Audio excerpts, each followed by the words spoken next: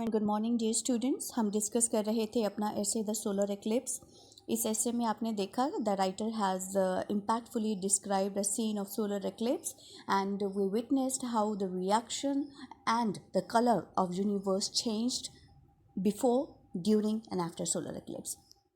Another question of this essay that you expect for examination is what is the message the writer wants to convey through this essay.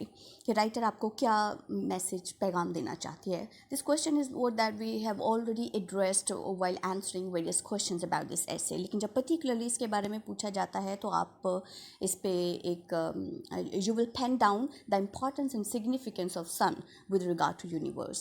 आप देखेंगे कि sun जो है universe के लिए क्यों important है, because it is the source and a benefactor of whole light, energy, pleasures and warmth to the earth. And if sun is being blurted out, the whole of the universe will simply act like a skeleton.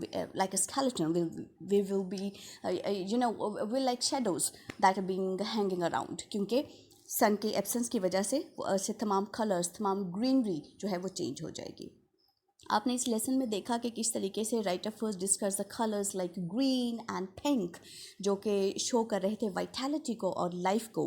But once the solar eclipse starts, the 24 seconds of the sun and its fierce competition and race with the cloud start, उसके नतीजे में क्या होता है, the whole valley, darkness looms over the whole valley. ये तमाम चीज़ें जो हैं वो डार्क हो जाती हैं.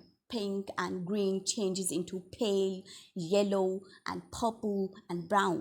तो ये वो सारे कलर्स हैं जो कि एक लिविड बीइंग को, जो कि वाइटैलिटी को ख़त्म करते हैं. वो बताते हैं कि चीज़ें जो हैं they are dead, they are no more active, they are no more living.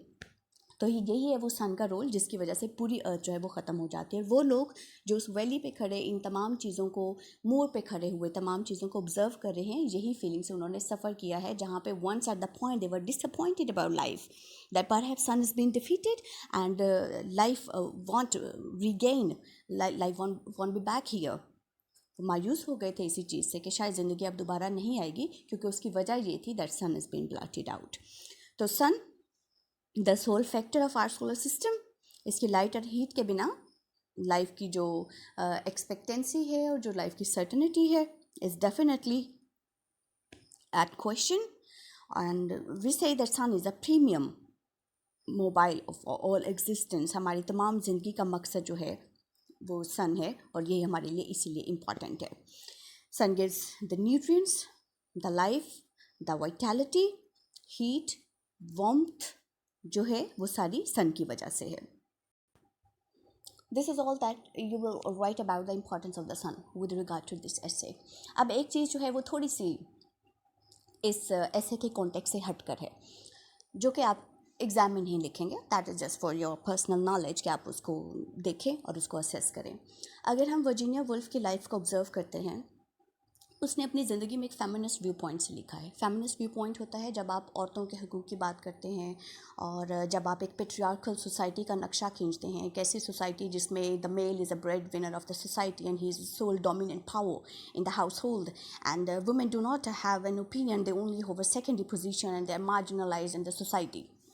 ये मैं आपको पेट्रियार्कल सोसाइटी का एक नक्शा खींचती हूँ जो कि वर्जीनिया वुल्फ ने बताया है. सो अगर हम उसकी राइटिंग और उसकी ज़िंदगी और उसके फेमिनिस्ट व्यू पॉइंट के हवाले से इस ऐसे को देखते हैं, तो some critics also claim that the solar eclipse is actually a manifestation of a patriarchal society, कि जिसमें sun is playing a major and dominant role of the male member of the society, where the clouds represent a tussle and conflict that goes on between the female members of the society. कि जिस तरीके से female members are trying to get their privileges and they are raising their voices to have their rights being acknowledged, तो वो सन को in fact एक challenge जो है वो दे रही हैं. So these 24-second race between sun and the cloud is actually a manifestation of conflict between female and the male patriarch of the society. सो क्या मतलब है सन का और क्लाउड्स के बीच में इस रेस का और इस सोलर एक्लिप्स का, कि सन रिप्रेजेंट कर रहा है mail member of the society, जो पेट्रियार्क है, जो सबसे बड़ा जो है घर का रहनुमा है, जो घर का लीडर है, और जिसकी मर्ज़ी के बिना कोई चीज़ जो है वो, कोई चीज़ या घर की तमाम मेंबर्स जो हैं वो मूव नहीं कर सकते हैं, वो कुछ कर नहीं सकते हैं, उनकी अपना इख्तियार नहीं है, ठीक है। और क्लाउड्स जो हैं वो रिप्रेजेंट करते हैं उन तमाम पावर्स को who are subordinate to the sun, जो सन से सबॉर्डिनेट हैं, जो सन के मातहत हैं, जो मजबूर हैं उसकी बात मानने के लिए और उसके इशारों पर चलने के लिए। तो ये जो 24 सेकंड की रेस है, ये असल में कॉन्फ्लिक्ट है इन दोनों ताकत के बीच में और उस ताकत के नीचे पीसने वालों के बीच में। तो जो पहला सीन है कि जिसमें हमें ऐसा लगता है as if the sun is being defeated, तो वो भी यही वर्जीनिया वुल्फ का व्यू पॉइंट शो करता है कि निचली ताकत ने सर को अपने ज़ेर असर कर लिया है, सन को, और उसको अपने ताबे कर लिया है। But case is not such.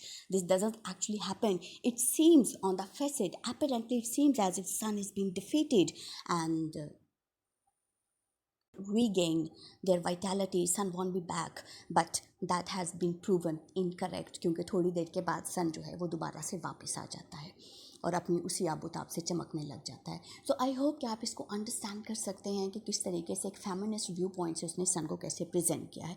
But ये वो बात है जिसको आप अपने एग्ज़ाम में नहीं लिखेंगे, ठीक है। आपके एग्ज़ाम का बेसिक जो है आपने उसके एक जो ये अंडरलाइन मीनिंग आपने इसकी तरफ नहीं जाना, ये सिर्फ आपके इंटरेस्ट के लिए है।